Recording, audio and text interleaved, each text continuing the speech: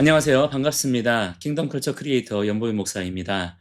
최근 탄핵 재판이 계속되는 상황을 아마 다 관심 있게 지켜보고 계실 텐데요. 보면 볼수록 너무 명확해지지 않습니까? 모든 프레임이나 해석이나 이념, 진영을 떠나서 그냥 상식선에서 보더라도 이게 지금 대체 무슨 재판을 하고 있는 건지 모르겠어요. 재판관들이 바보가 아닌 이상 너무나 확실하게 기각할 거라고 점점 더 확신이 됩니다. 물론 최소한의 양심이 남아 있다면요. 최소한의 상식이 작동하고 있다면 반드시 그렇게 될 거라고 봅니다. 진짜 너무 국제적인 망신인 것 같아요. 어떻게 이런 말도 안 되는 재판을 한 나라의 대통령을 피고석에 앉혀두고서 이렇게 할 수가 있는지 진짜 너무 기가 막힙니다. 하루빨리 대통령이 석방되셔서 복귀하시고 리짜이밍과 진짜 내란범들 누굽니까? 민주당 반국가 세력들, 세계 역사상 가장 비겁하고 치졸한 일부 군 지휘관들, 모든 거짓 뉴스 선동 세력들, 좌빨들 전부 다 하루빨리 감옥에 가게 되기를 바랍니다. 진짜 국가 기강이 어떻게 이렇게까지 무너져 있을 수가 있습니까? 진짜 이게 나라냐 소리가 그냥 나옵니다. 자, 끝까지 우리 포기하지 마시고 조금만 더 힘을 냅시다. 우리나라 국민의 절반 이상이 대통령 탄핵을 반대하고 있고요. 대통령을 지지하고 있어요. 민주당 지지도는 점점 나락으로 가고 있죠. 이제 여기서 교회만 정신 차리면 되는데 아직도 현실 파악 안 되는 분들이 많아서 너무 걱정이 됩니다. 제가 늘 말씀드리지만 이 모든 일의 책임은 100%, 200% 사실상 교회에게 있습니다. 교회는 만물 위에 있는 존재예요. 세상 일은 교회 하기 나름입니다. 그게 하나님의 창조 질서이고 영적인 원리예요. 그런데 교회가 지금 좌파들 눈치 보느라 정신없고 심지어 좌빨들하고 손잡고 있으니 이게 도대체 되겠냔 말이에요. 탄핵이 기각된다 한들 교회가 이대로 그냥 이런 상태면요. 언젠가는 또 이런 일이 반복될 수밖에 없습니다. 그래서 우리는 이 문제를 제대로 인식하고 반드시 바로잡아야만 되는 거예요. 그래서 제가 그냥 좌파, 우파라고 딱 잘라서 진영을 구분해 놓고 얘기하는 겁니다. 이건 갈라치기 하는 게 아니고요. 분별입니다. 이게 명확하지 않으면 안 돼요. 피하 식별이 분명해야 전쟁도 할 수 있지 않겠습니까? 분명히 교회를 무너뜨리려는 마귀의 역사가 있어요. 알든 모르든 간에 그 추종자들이 있는데 어떻게 그거를 멍청하게 그냥 당하고만 있겠습니까? 눈에 불을 켜고 찾아내야 되고 구별해내야죠. 좌파 기독교인들 다 처단하자, 물리치자 이게 아니잖아요. 그들 안에 있는 좌파 사상을 물리쳐야 됩니다. 그 거짓 사상에 묶인 것들을 뿌리 뽑아야 그래야 그들에게도 제대로 된 복음을 가르치고 교회도 바로 세워지고 그럴 거 아닙니까? 그냥 무조건 사이좋게만 지내자, 분란 일으키지 말자 이런 생각은요. 간첩들이 나는 거예요. 그렇지 않습니까? 간첩들이 하는 짓이 그런 거잖아요. 슬며시 들어와가지고 같은 편인 척하면서 결과적으로는 원팀이 되지 못하게 하는 거죠. 그렇기 때문에 이 교회 안의 좌파 문제는 이건 절대 묵과해서는 안 돼요. 끝까지 싸워야 됩니다. 물론 지금 당장 좌파라고 해서 공산주의자는 아닐 수 있어요. 또 당장에는 레프티스트라기보다는 리버럴에 더 가까운 분들이 많을 수도 있습니다. 그러나 어떤 식으로든 좌파 이데올로기는 반드시 직간접적으로 공산주의와 연결됩니다. 이념적으로 같은 선상에 있는 거예요. 공산주의하고 교회가 같이 갈 수 있습니까? 그냥 심플하게 생각해 보세요. 우리나라가 중국에 속국이 되면 선교할 수 있습니까? 그런 일이 없을 거라고요. 지금 나라 꼴 돌아가는 거, 국제 정세 돌아가는 거 안 보이나요? 지금 그 선상에 있는 거예요. 그러니까 제발 정신 차려야 됩니다. 그런데 뭘 자꾸 교회 좌파가 어딨냐? 기독교는 원래 좌파다. 아니 진짜 언제까지 이런 멍청한 얘기를 계속 할 겁니까? 제가 최근 들어서 좀 많이 반성을 하게 됩니다. 그동안 내가 너무 젠틀했었구나. 너무 예쁘게 점잖게 말했었구나. 가만히 있으니까 가만히로 보이고 보자 보자 하니까 보자기로 보이나 봐요 진짜로. 그래서 이젠 그러면 안 되겠어요. 그렇다고 제가 무슨 뭐 쌍욕을 하겠습니까? 소리를 지르거나 침을 뱉겠습니까? 이제부턴 좀 더 단어 선택을 강하고 분명하게 해야 되겠다. 그런 생각을 하게 됩니다. 왜냐면 사람이 참 이상한 것 같습니다. 점잖게 예의 차려서 말하면 왜 함부로 대할까요? 애들이나 어른이나 좀 화를 내고 큰 소리를 내야 사람 말같이 들리나 봐요. 저는 참 진짜 너무 이해가 안 되는 게 내용은 뭐 사랑이 어쩌고 용서가 어쩌고 예수님이 어떻게 했고 뭐 어쩌고 하는데 정작 상대방에 대해서는 조롱과 비하와 욕설과 기본적인 인격마저 무시하는 그런 분들이 너무 많다는 거예요. 그런 게 너무 모순이지 않나요? 스스로 그런 생각이 들지 않을까요?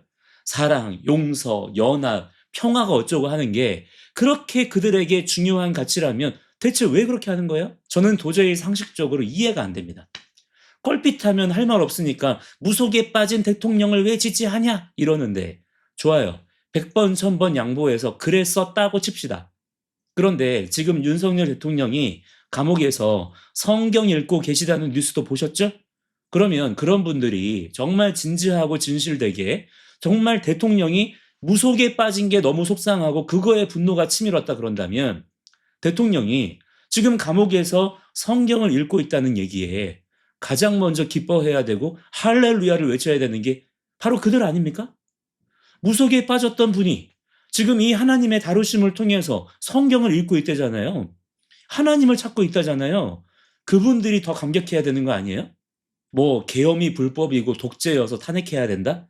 그러면 지금 민주당에서 벌이고 있는 이 황당무계한 역사상 전무후무한 정말 이 후한무치의 이런 불법적인 상황들에 대해서는 대체 어떻게 생각하고 계세요? 전과 사범 리짜이밍 주변 사람 5명이 의문사 했는데도 조사 한번 제대로 못하고 그런 사람이 거대 야당의 당대표를 하고 있고 심지어 가장 유력한 대권 후보라는 그 사실에 대해서 자 그렇게 불법을 싫어하고 공의와 정의를 외치시는 분들 어떻게 생각하십니까? 입법, 사법, 행정을 아주 지가 무슨 왕이냐? 눈앞에서 버젓이 독재를 벌이고 있는 그 리짜이밍에 대해선 도대체 어떤 생각을 가지고 있느냐 이 말이에요. 그러니까 그런 기독교 좌파들에 대한 저의 인식이 점점 더 확신이 드는 거예요. 그게 뭐냐? 그들은 위선자들입니다. 회칠한 무덤들이에요. 그들 스스로가 자신을 그렇게 입증하고 있습니다. 그런데 그게 도대체 왜 그런 거냐? 좌파 진영의 공통적인 부분이기 때문이에요. 민주당이든 퀴어 신학이든 민노총이든 전교조든 MBC, JTBC, 뭐 리짜이밍, 김어준, 유시민 등등 뭐 NCCK, WCC, 좌파 목회자들, 자유주의 신학자들 다 마찬가지입니다. 말로만 이러쿵저러쿵. 실제로는 온갖 더럽고 추악한 짓들은 자기들이 다 하지 않습니까? 본인들의 삶 자체는 완전히 그냥 모순덩어리예요. 그래서 그들이 하는 게 뭡니까? 그런 모순덩어리를 포장하기 위해서 끊임없이 의미를 재해석하고 기본 개념들을 재정의하는 거예요. 맨날 해명하느라 바쁜 겁니다. 본인들의 위선적인 행태를 정당화하는 거예요. 그 기저에는 진화론과 우생학을 기반으로 한 도덕주의와 엘리트 의식이 깔려 있습니다. 그렇다고 뭐 얼마나 그들이 도덕적이지도 않아요. 뭐 얼마나 그들이 엘리트냐? 그렇지도 않습니다. 그냥 허세만 잔뜩 있는 거죠. 그런 우월의식, 강남 좌파식 사고방식을 공통적으로 가지고 있고 추구하고 있는 거예요. 그러면서 마치 뭐 사랑, 평화, 연합, 위로 이런 것들이 자기들의 전유물인 양 온갖 위선을 떨죠. 반대로 보수 우파들에게는 독재, 파시즘, 폭도, 불법 이런 프레임을 강제로 씌우는 거예요. 그래서 그들이 짜증나고 역겹다는 겁니다. 가장 이 부분에서 클리어해야 되는 기독교인일수록 더 그런 거예요. 예수님께서 바리새인들 서기관들에게 느끼셨던 그 감정이 뭔지 저는 너무너무 이해가 됩니다. 그러니까 지금 이 좌파 우파의 대립 양상은 사실상 상식 비상식 정상 비정상 구도로 보는 게 정말 맞는 것 같습니다. 아니 맞습니다. 그렇기 때문에 서로 간에 지금 정상적인 대화 자체가 안 돼요. 이건 이래서 잘못된 거다. 저건 저래서 옳은 거다. 어떤 무슨 해석의 여지를 떠나서 가치 판단의 영역을 떠나서 왜 남 놓고 기억자도 모른다 그러잖아요. 이거는 이거고 저거는 저거다라는 객관적인 인식 자체가 지금 그들에게는 아예 안 되고 있는 것 같습니다. 그러니까 지금 젊은 세대들이 보수 우파 쪽으로 붙고 있는 거예요. 왜냐하면 말이 안 되잖아요. 말이 통하지도 않고. 애들이요. 언젠가부터 마블 히어로 영화 안 보는 거 아시죠? 디즈니 영화들 잘 안 봐요. 보고 나서도 기분 나쁘다 그럽니다. 왜 그래요? 미국식 좌파 PC주의로 범벅이 돼 있으니까. 보면은 말이 안 되는 거예요. 너무 억지스러운 거죠. 그게 디즈니여서 그런 게 아니고 좌파들의 사고방식을 단적으로 보여주는 아주 좋은 예시가 되는 겁니다. 그러니까 좌파들은 본인들이 이데올로기적으로 원하는 그러한 세상을 이루기 위해서 뭐를 계속 시도하느냐. 기존의 가치 체계를 계속해서 공격하고 새로운 개념을 제시합니다. 그걸 재정상화라고 해요. 그래서 남자를 남자로 여자를 여자로 보는 거를 깨려고 하는 거예요. 이게 걔네들이 변태들이어서 그런 게 아닌 겁니다. 전통적인 가정의 의미, 아버지의 역할, 어머니의 역할, 부모의 정체성, 자녀의 정체성, 돈에 대한 개념, 생명의 가치, 국가에 대한 정의 등등 세상의 모든 부분에 대해서 원래의 개념과 의미를 다 부정하고 자기들이 지들 멋대로 재해석하는 거예요. 좌파들은요, 갈라치기 전문가들입니다. 세대 간의 갈라치기, 성별 간의 갈라치기, 사장과 직원 사이 갈라치기, 목회자와 성도 간의 갈라치기, 인종 간의 갈라치기, 이것저것 다 갈라쳐요. 계속 그렇게 갈라치기를 선동하는 게 좌파들의 기본적인 사고방식 행태입니다. 뭐 껄핏하면 연합이 어쩌고 저쩌고 그러잖아요. 진짜 웃기는 소리입니다. 좌파 사고 체계 하에서는 절대 연합할 수 없어요. 그들에게 연합이란 딱 하나입니다. 그들 앞에 굴종하는 거예요. 무릎 꿇는 겁니다. 전 세계 모든 나라의 좌파들이 다 똑같아요. 이게 왜 그러냐면 사상과 이념이 같아서 그래요. 전 세계 레프티스트들의 공통점입니다. 그리고선 거기에 동조하지 않는 사람들, 무릎 꿇지 않는 사람들은요, 적으로 간주하는 거죠. 지금 좌파들이 우리 보수 우파, 상식적인 사람들을 전부 다 싸잡아서 극우라 그러잖아요. 조금만 목소리 더 큰 사람들은 내란수계라 그러지 않습니까? 그러면서 자기들은 깨시민인 척하죠. 지들이 하면 표현의 자유고 우리가 하면 내란 선동이잖아요. 이런 비상식, 몰상식에 대해서 젊은 세대들이 질려버린 거예요. 40대 이상 연령에서도 지금 변화의 조짐이 눈에 띄게 나타나기 시작했고요. 이런 식의 내로남불, 위선자들, 외식하는 자들이 교회의 주도권을 장악하지 못하도록 해야 됩니다. 그러기 위해선 먼저 피하 식별부터 분명히 해야 돼요. 그들의 말장난과 어물쩡 이미지 타고 넘어가는 그런 것들을 정확히 분별해내기 위해선 확실한 개념 정리, 기준을 세우는 게 지금 필요합니다. 교인들이 좌파, 우파 성향을 개인적으로 분명히 가지고 있다는 것부터 일단 알아야 되고요. 인간이 날 때부터 가지고 있는 죄인된 본성은 좌파 인본주의 사상과 세팅값이 같습니다. 그 뿌리가 거기에 있기 때문이에요. 이거를 제대로 인지를 해야 된다 이 말이에요. 그리고 교회는 영적으로는 오직 성경 옆편에, 현실적으로는 우파의 포지션에 분명히 위치를 해야 됩니다. 그러면 믿음과 현실 사이에 아무런 괴리감, 이질감이 없어져요. 위선 떨 일도 없고요. 외식주의로 빠질 일도 없습니다. 보수 우파 사상은 인간의 불완전성과 연약함을 인정해요. 그렇기 때문에 질서와 규칙, 법과 제도를 중요하게 여기는 겁니다. 왜요? 나의 불완전성과 연약함 때문에 다른 사람이 피해를 보거나 공동체가 피해를 보면 안 되니까요. 인간은 기본적으로 악하기 때문에 자기 소견에 옳은 대로 행하도록 각자를 그렇게 내버려 두면 안 돼요. 보수 우파 사상의 가장 기본적인 출발점이 뭐냐? 하나님은 유일하신 창조주이십니다. 그렇다면 나는 창조주가 아닌 거예요. 나는 피조물입니다. 제한적이고 불완전한 존재예요. 이걸 인정하는 데서부터 시작하는 겁니다. 이런 아이디어가 어디서 나왔냐? 성경에서 나온 거예요. 그렇기 때문에 교회가 말씀으로 바로 서면 자연스럽게 보수 우파 사고 체계와 행동 양식을 가질 수밖에 없게 됩니다. 좌파로는 가라고 해도 안 가요. 목숨 걸고 안 갑니다. 지금요, 우리 믿음의 성도들이 어떤 시각을 가져야 하냐면요. 단순히 지금의 이 탄핵 사태만 해결되는 게 목적이 되면 안 돼요. 물론 이게 1차적인 우리의 목표이긴 하지만요. 그게 다가 아닙니다. 오히려 이제부터가 본격적인 싸움이에요. 지금 대통령의 전국민 계몽령을 통해서 잠자던 보수가 깨어나고 젊은 세대들, 각계의 지성인들이 깨어나고 있지 않습니까? 이 기세를 몰아가야 돼요. 어떻게 몰아갈 거냐?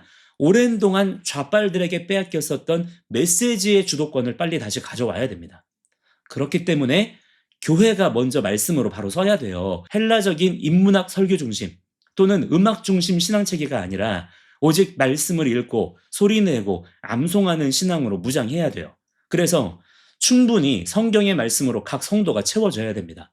우리의 사고 체계가 말씀의 언어로 취한되도록 교회가 목회자 설교 중심이 아니라 기록된 말씀 중심으로 가야 돼요. 그리고 실제 세상과 우리 삶 속에는 보수 우파 가치관을 성경의 말씀으로 바로 세워가야 되고 강화해야 됩니다. 지금 보수 우파 가치관이 너무 많이 망가져 있어요. 그래도 썩어도 준치라고 좌파보단 훨씬 나은데 이 정도로는 좌파 사고 체계의 이 회칠한 무덤 같은 그 세련됨과 위선을 당해낼 수가 없습니다. 모든 면에서 보수 우파 체계가 좌파를 압도할 수 있도록 이제는 대대적인 정비와 재건 작업에 착수해야 됩니다. 그러기 위해서는 교회의 역할이 무조건 절대적이다. 교회가 아니면 절대 보수 사상이 그렇게 될 수가 없어요. 앞으로 그래서 과제입니다. 저도 고민하고 있어요. 어떻게 하면 목회자들부터 이 작업을 해나갈 수 있을까? 성도들에게 어떻게 이런 부분들을 훈련시킬 수 있고 정치관, 경제관, 교육관에 접목시킬 수가 있을까? 이게 단순히 개념만 가지고는 안 되고 실제적으로 현실의 좌파 사고 체계를 하나하나 깨부수면서 실천적인 방법들을 세워 나가야 되는 거거든요. 이런 것들을 어떻게 목회적으로 풀어 나가야 될지 정말 많은 고민들을 하고 있는 중인데 여러분도 함께 기도하고 고민하며 나아갔으면 좋겠습니다. 지금 우리나라 다음 세대 선교가 심각하다고들 이미 다 알고 계시겠지만요. 다음 세대 문제도 이것과 직결되어 있다고 좀 봐요. 이 문제 해결되면 자연스럽게 다음 세대 문제도 해결할 수 있습니다. 지금 다음 세대가 교회를 왜 자꾸만 떠나냐면요. 교회가 풍선 같은 얘기만 하니까 그런 거예요. 풍선은 당장 보기에는 이쁘지만요. 곧 터집니다. 마찬가지로 인생을 어떻게 살아야 되는지, 무엇이 참되고 가치 있는 삶인지를 교회가 진리 안에서 무겁게 가르쳐주고 알려줘야 되는데 그냥 주구장창 야 니네도 죽으면 천국 갈 거야. 예수님이 위로해 주실 거야. 착하게 살아라. 이런 얘기만 하고 있으니 교회에 나올 마음이 있겠냐고요. 교회가 이제라도 정신을 차리고 믿음과 현실에 뜯어진 것들을 다시 이어주면요. 다음 세대 문제도 반드시 해결됩니다. 자, 오늘 영상은 여기까지고요. 결론은요. 이렇게 내릴게요. 다 잘라먹고 좌파 기독교인은 위선자들이다. 회칠한 무덤이다. 이상 끝. 다음 영상에서 뵙겠습니다. 감사합니다.